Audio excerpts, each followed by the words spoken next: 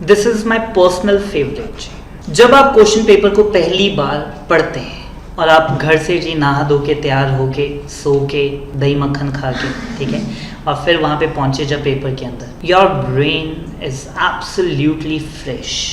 और जब वो क्वेश्चन नंबर 5A आप पढ़ते हैं तो I tell you one thing, आपको नोट्स में से वो पेज आपकी आंखों के सामने खुलता है और आपको एग्जैक्टली विद इन सेकेंड्स वो पेज दिख रहा होता है जिस पे वो आंसर लिखा हुआ है। और आप कहते हो कि जी थैंक गॉड ये क्वेश्चन तो मेरे को बहुत अच्छे से आता है, मेरे को इसकी 6 की 6 हेडिंग्स पता है, सेक्शन पता है, सारी प्रोविजंस। और आप फिर अगले क्वेश्चन की तरफ चलो। अभी आपने अटेम्प्ट वो क्वेश्चन कब करना है? 2 घंटे के बाद। My advice to you is, आप अपनी आंसर शीट के लास्ट पेज पे जाएं, लिखिए वहां पे question number 5A, 6 headings short में वहां पे लिख लीजिए, सेक्शन लिख दीजिए कि सेक्शन 55 है, और फिर अगला क्वेश्चन पढ़िए। बिकॉज अभी तो आपका जो ब्रेन है वो बहुत फ्रेश है। मेरे को नहीं पता, शायद ऐसा हो कि अगले तीनों क्वेश्चन मेरे को बिल्कुल नहीं आते और मेरा ब्रेन अब हो गया जी पैनिक। और बताता हूँ आपको, को प्यास बड़ी लग रही थी, मैंने पानी के 2 गिलास ही रख लिए, हाथ लगा मेरी शीट पे गिर गई। Now my brain is in the full panic. Invigilator कह रहा है कि सर ये गिल्ली शीट पे आप कैसे लिखोगे,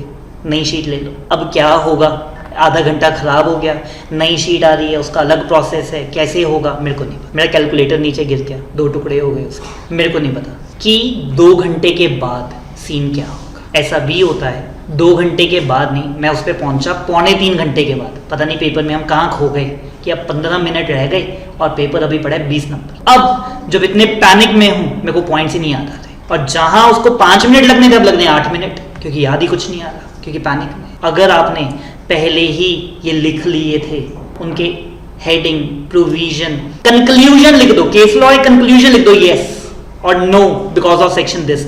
आप उसका कंक्लूजन लिखिए रफ वर्क में, और जब आपने ये रफ वर्क में, इसमें शायद आपको 10 मिनट एक्स्ट्रा लग जाए, लेकिन उसके बाद अब आपका कोई ब्रेन का काम बचा नहीं। अब आपको सिर्फ एग्जीक्यूशन करनी है, अब आपको सिर्फ हेडिंग्स एक्सप्लेन करनी है, अब आपको सेक्शन लिखना है। और जहां पर बाद में सोच के आपको वो क्वेश्चन 10 मिनट में लिखना था, अब आप 6 मिनट में भी लिख दोगे। Eventually it will save your time. मैं ये बहुत करता था हर पेपर में।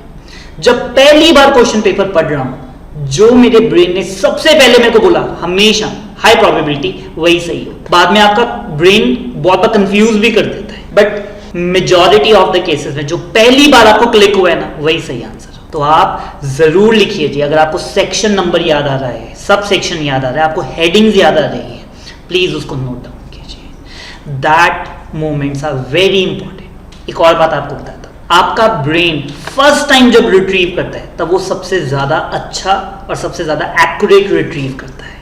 जब आप सेकेंड टाइम रिट्रीव करते हो तब आप उतना अच्छा रिट्रीव नहीं कर सकते। इसकी एक और आपको बताता हूं जो आप नलायकी करते हो। मैं पेपर से 15 मिनट पहले जाके बाहर खड़ा हो गया और मेरा फ्रेंड मेरे को बोल रहा है कि यार मेरे को उसकी हेडिंग्स बता दे, और मैंने उसको 6 की 6 हेडिंग्स बता दी।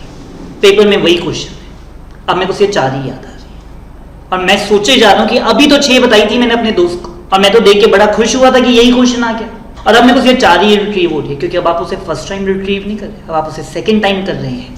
अब आपकी एफिशिएंसी कम हो जाएगी। Do not do it. मैंने पहले भी बोला, अपने फ्रेंड से बात मत कीजिए। आपने कहा सर मैं सुनाऊंगा ही नहीं, मैं उसे बोल दूंगा कि जी मेरे को तो आता ही नहीं। लेकिन जैसे ही उसने क्वेश्चन बोला, आपके ब्रेन ने तो रिट्रीव कर दिया ना। आपने बोला या नहीं बोला, आपके ब्रेन ने तो वो 6 पॉइंट्स आपको बता दिए कि इसका आंसर ये है।